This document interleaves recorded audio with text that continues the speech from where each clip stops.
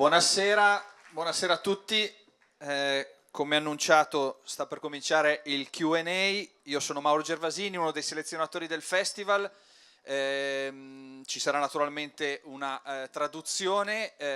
Bonsoir tout le monde, je suis Mauro Gervasini, l'un des programmeurs du festival. On va commencer le Q&A.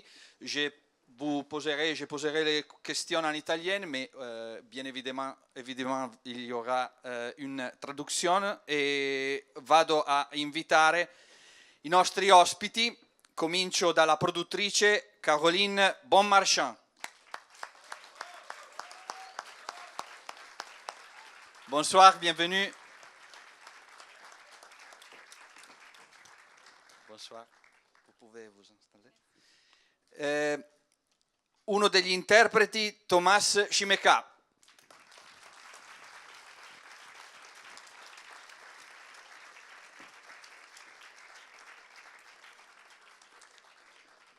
Bonsoir. Un'altra interprete, la coprotagonista di fatto, Véronique Ruggia.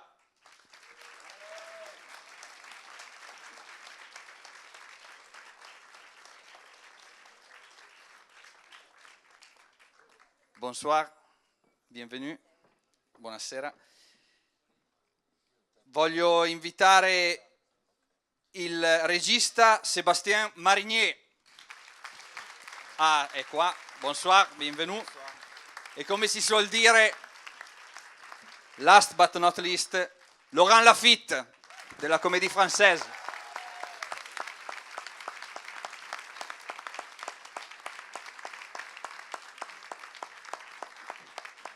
Bonsoir. Allora, ho sentito prima che cominciasse il film e il direttore Alberto Barbera si è rivolto a Sébastien Marnier chiedendo quasi scusa perché c'era il temporale e Sébastien ha detto di fatto questo è il film, quindi insomma volevo chiedergli di partire da qua in qualche modo. On attend la traduzione. Donc, avant de commencer les films, le directeur, Monsieur Barbera, s'est excusé pour le mauvais temps avec le réalisateur, mais vous avez dit, eh ben, voilà, c'est le message du film en fait. Et donc, est-ce que vous pouvez dire quelque chose à propos de ça, s'il vous plaît? Je ne sais pas si c'est le message du film, mais en tous les cas, ça a accompagné notre journée, puisque le photocall aussi, on a eu les éclairs et l'orage, et ce soir aussi, donc pour un film qui parle effectivement de la catastrophe écologique, c'était assez drôle et fort que ça nous accompagne aujourd'hui. Bene, è sicuramente appunto questo tempo così brutto, se vogliamo, che ha accompagnato l'intera giornata e quindi non è un caso, dato che si tratta appunto di un film che è anche incentrato particolarmente sulla catastrofe e sui disastri ecologici. Ha scritto la sceneggiatura con Elise Griffon, è tratta da un libro, però volevo sapere come è nato il progetto, magari lo chiedo anche a Caroline Bonmarchand, che è la produttrice, a entrambi come è nato il progetto, qual è stata la genesi, che cosa vi ha spinto in qualche modo a portare questo libro al cinema. Donc vous avez écrit le scénario avec Elise Griffon, c'est un film qui est basé sur un roman, mais je voudrais savoir comment effectivement le film est né. Il est né il y a très longtemps, puisque j'ai lu ce livre il y a 15 ans. J'avais pas encore fait de film, j'avais pas de productrice, j'avais 25 ans et j'ai acheté les droits la semaine qui a suivi ma lecture, parce que je savais que j'avais envie de faire quelque chose avec cette histoire.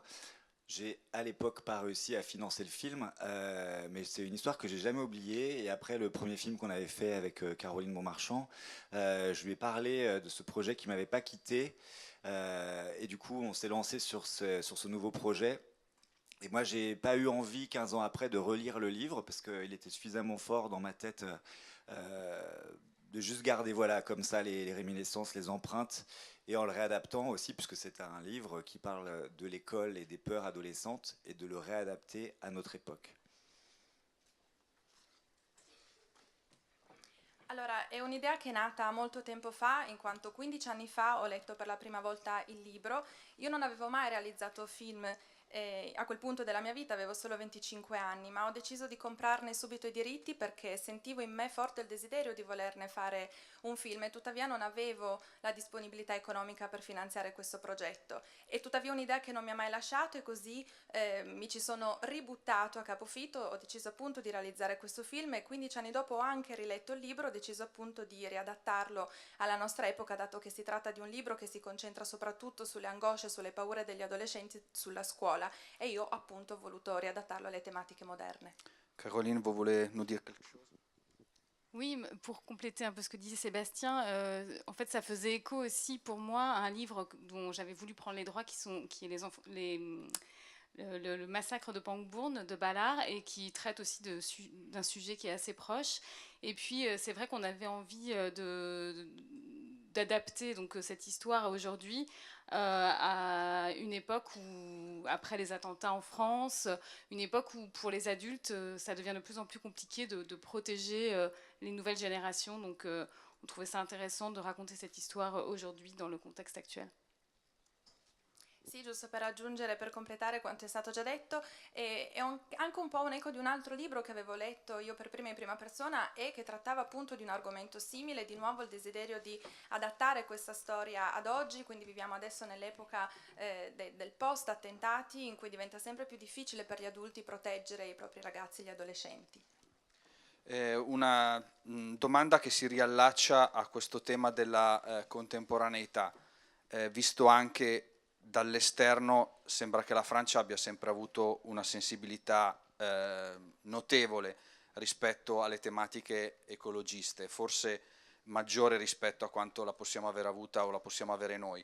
Però recentemente, cioè l'altro ieri, il ministro della transizione ecologica Nicolas Hulot si è dimesso creando un grande scalpore e questo film sembra davvero incredibile che si inserisca in questa tematica. Ci avete pensato? Vi avrà fatto in qualche modo una certa sensazione questa cosa? Donc la France a toujours été très sensible face aux problèmes écologiques et le ministre Hulot vient de démissionner et donc est-ce que vous pouvez dire quelque chose à propos de ça? Est-ce que cela a un message peut-être pour vous? Par rapport à la démission de Hulot, pas forcément, mais c'est vrai que malheureusement, en fait, depuis qu'on a commencé ce film, déjà depuis presque 2 ans, c'est vrai que le monde ne s'arrange pas et nous donne plutôt, enfin pas raison, c'est pas une histoire d'avoir raison quoi, mais en tous les cas, c'est vrai que la démission de Hulot chez nous en France cette semaine est terrible parce que c'est un aveu, un constat d'impuissance qui est terrible pour les combats qu'on a envie de mener sur le point de vue écologique notamment quoi, parce que ça veut dire que des gens comme lui qui sont quand même investis de cette envie, de cette mission depuis des années, on peut aussi critiquer plein de choses qu'il a fait, mais on sent que ça c'est quand même vraiment quelque chose qui est sincère. Et face au lobby et face à la politique et tout ça, il y a un aveu effectivement d'impuissance, mais comme Obama, pour qui on a un grand respect aussi, qui est quand même un intellectuel et tout ça, qui n'a pas réussi à faire vaciller quand même le lobby des armes, c'est pareil, c'est la même chose en fait, quoi. Donc c'est vrai que c'est un constat qui est à la fois terrifiant, un peu comme le film, et en même temps, si le film est aussi noir et pessimiste, c'est aussi pour il est temps, et c'est le dernier moment qu'on peut prendre pour changer les choses. Beh sì, sicuramente quello che è successo, appunto le dimissioni del ministro Hulot hanno chiaramente a che vedere e questo rappresenta soprattutto l'impotenza che sentiamo anche a livello politico di fronte alle sfide, soprattutto dal punto di vista ecologico. E se pensiamo anche ad Obama, ad esempio, un grandissimo presidente intellettuale che tuttavia ha fallito in questa missione, non è riuscito ad esempio a far dimenticare altre questioni che sono state considerate più importanti. È un film pessimista, un po' noir si potrebbe dire, che ha però un potente messaggio, cioè quello di far capire che è davvero ora e forse questo è l'ultimo momento che abbiamo per fare davvero qualcosa e cambiare. Prima di coinvolgere gli attori e i comedian volevo fare un'ultima domanda molto semplice. Non ha mai pensato di fare un film di fantascienza pura? Est-ce que vous avez jamais pensé de réaliser un film de science fiction? À moi? Di- Je sais pas. Comment? No, oui. mais purement fantastique. Ah oui. C'est pas un film fantastique. Après, le fantastique, le thriller, le film, le cinéma d'horreur et tout ça, c'est ma cinéphilie. Je baigne dedans depuis que je suis petit, donc et c'est comme ça que j'ai eu accès au cinéma. Donc je crois que c'est quelque chose qui est maintenant, qui fait partie de moi, et c'est cette manière que j'ai aussi de parler du monde, peut-être justement avec ce point de vue un peu décalé, qui n'est pas si concret, si réel, si quotidien. Parce que je pense que cette histoire, de manière frontale, avec des élèves lambda à filmer de manière naturaliste, serait vraiment insupportable aussi. Donc je pense que la manière, le film de genre, de déréaliser le quotidien, permet aussi, je trouve, pour moi, de faire passer mes idées ou mes opinions, ou faire passer quelque chose de politique, mais de manière peut-être un petit peu détour, un peu moins frontale.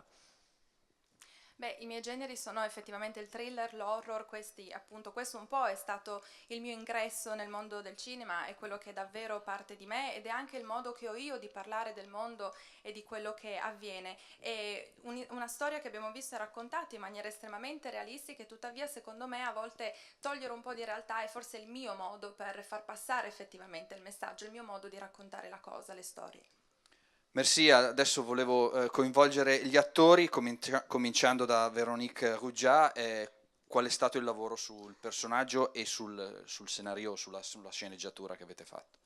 Donc une question pour Véronique, comment est-ce que vous vous êtes préparé pour le personnage et aussi le travail sur le scénario?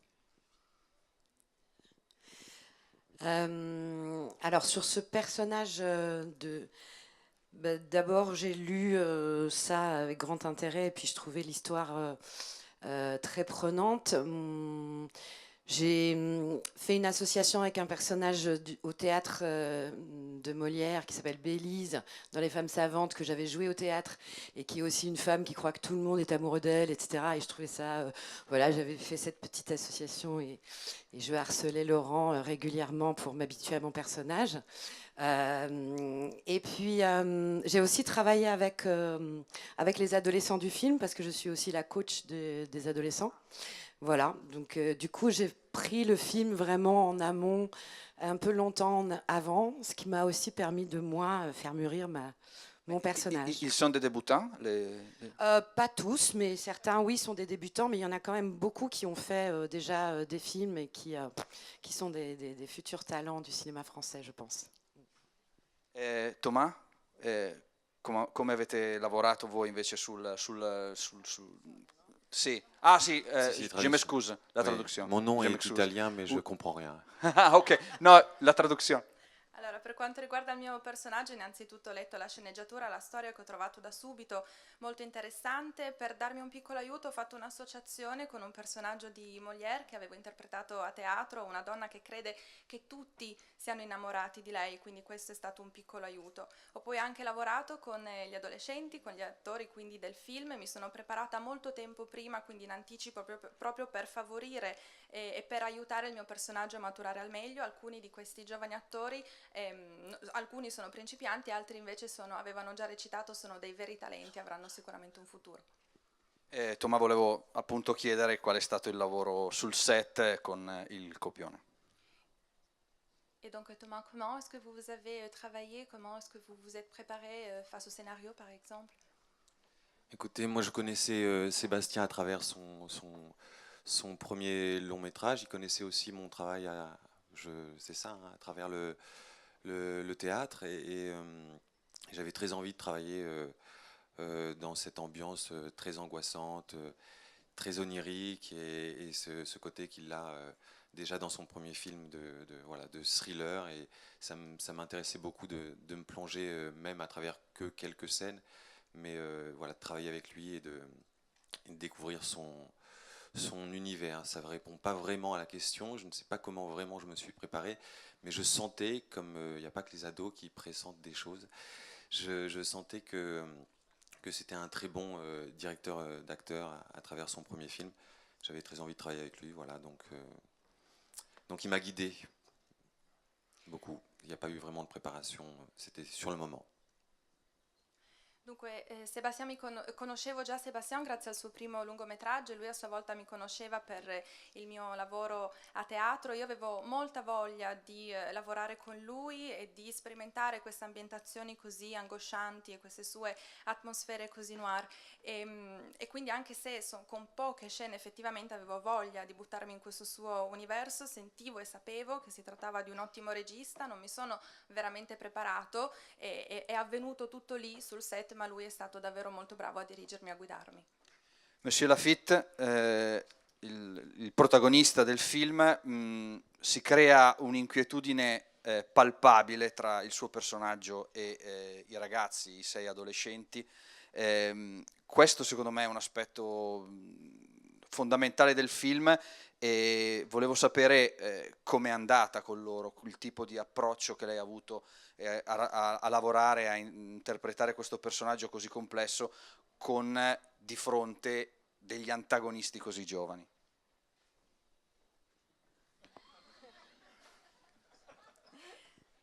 Donc votre personnage devient véritablement obsédé par ces adolescents et donc j'aimerais bien savoir comment est-ce que vous avez travaillé avec des acteurs si jeunes en fait. En fait, bizarrement, enfin pas bizarrement, mais comme ils étaient nombreux, ils sont pas mal restés entre eux et on n'a pas tant échangé que ça en fait pendant le tournage. Mais même si ça s'est très bien passé, mais ils étaient vraiment entre eux et j'ai pas essayé d'aller contre ça parce que je trouvais que ça servait pas mal les situations. Et puis j'ai essayé d'être disponible, mais surtout pas de me poser en professeur de théâtre ou je sais pas quoi, de rester vraiment un partenaire de jeu. Beh, loro erano sicuramente in tanti, facevano un po' gruppo, io non volevo intromettermi in questo gruppo, però ho cercato di essere quanto mai disponibile, non mi sono voluto porre come un professore effettivamente, ma piuttosto essere uno di loro.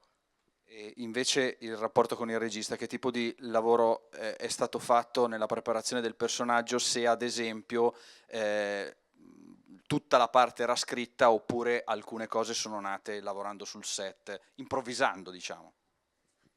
Et comment est-ce que vous avez travaillé avec le réalisateur? Est-ce que vous avez suivi le scénario ou peut-être vous avez improvisé quelque chose, quelques parties?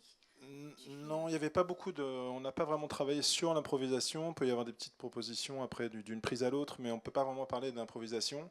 On s'était pas mal parlé quand même du scénario avant. Et aussi du personnage. On avait envie, je pense, avec Sébastien, d'en faire un personnage qui ne soit pas antipathique, mais qui en tout cas ne fait pas l'effort d'être sympathique. Et que le lien d'empathie qu'on aurait avec lui, ce serait uniquement les événements qu'il traverse.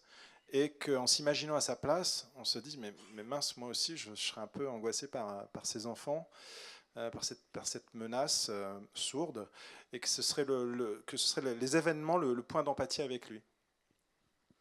Quindi noi effettivamente non c'è stato molto spazio per l'improvvisazione, abbiamo lavorato sulla sceneggiatura che abbiamo studiato prima, così come il personaggio, ne abbiamo parlato a lungo con il regista.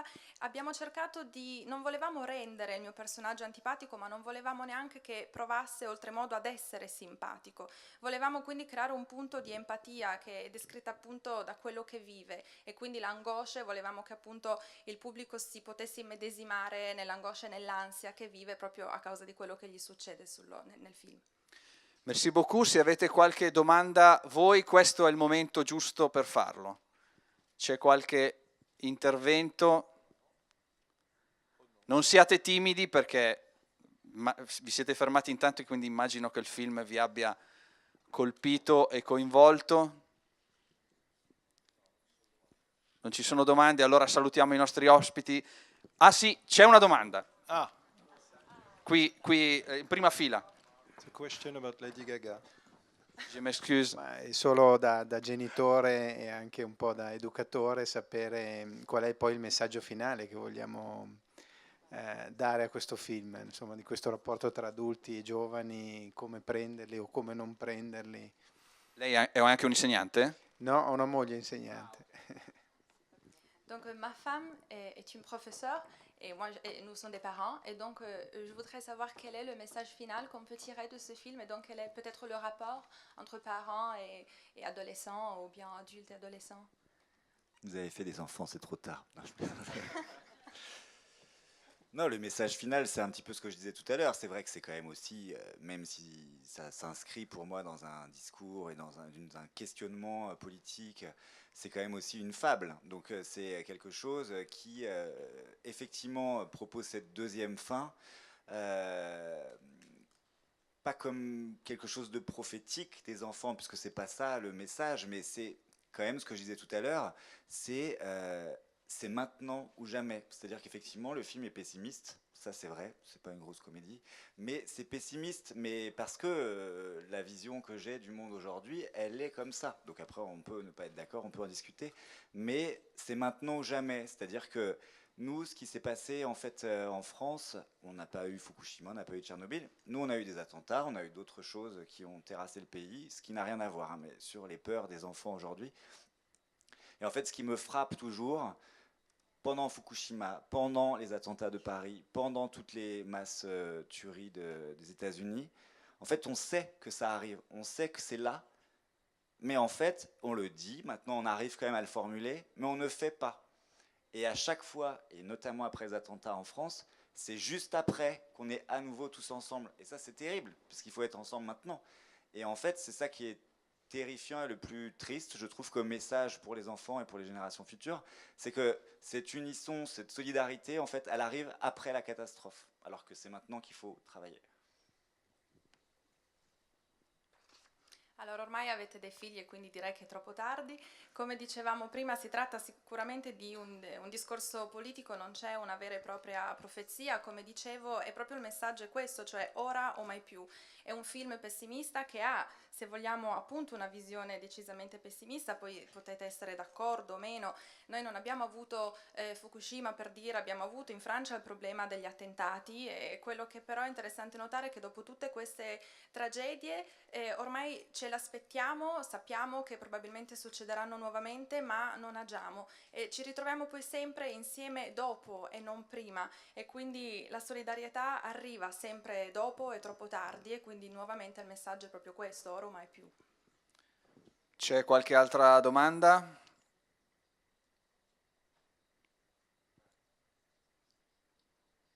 Allora ringraziamo i nostri ospiti, ancora un applauso. Grazie. Merci beaucoup. Grazie a voi, alla prossima. Grazie.